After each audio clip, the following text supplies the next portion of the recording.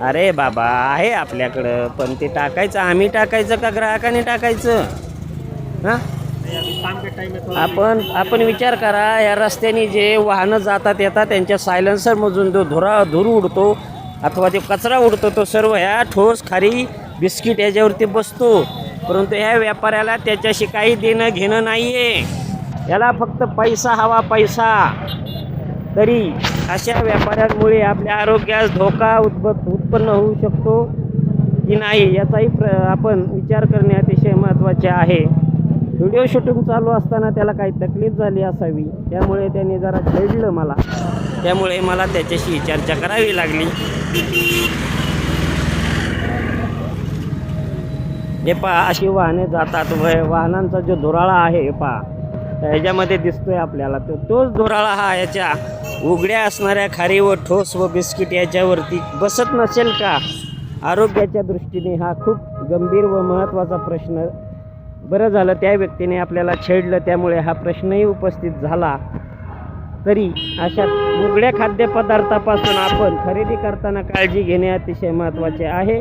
तरी पुढील वेळेस मात्र ग्रामपंचायत व बाजार व्यवस्थापन समितीने या व्यापाऱ्यांना आतमध्ये जागा द्यावी की जेणेकरून खाद्यपदार्थावरती धुराळा बसणार नाही. अगदी रस्त्याच्या कडेला हे पहा,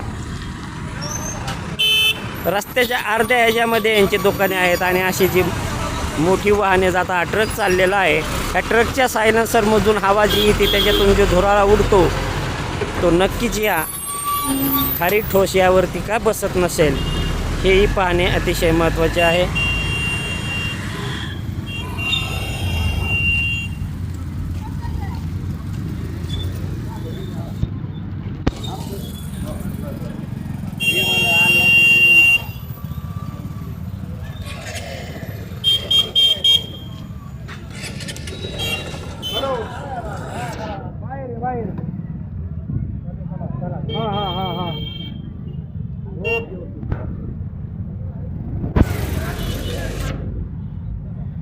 पहा, वाहनांची गर्दी, जाणाऱ्या येणाऱ्यांना किती कसरत करावी लागते हेही तितकेच महत्त्वाचे आहे.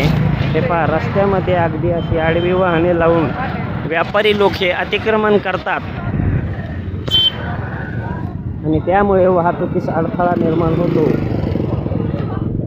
हे पहा, कुरुळी येथील सुप्रसिद्ध भेळ यांनी हा असा रस्त्यामध्ये आडवा टेम्पो लावलेला आहे. यांचे अर्धे रस्त्यावरती अतिक्रमण असून हे वाहनांना जाण्या येण्यासाठी अडथळा ठरत आहे.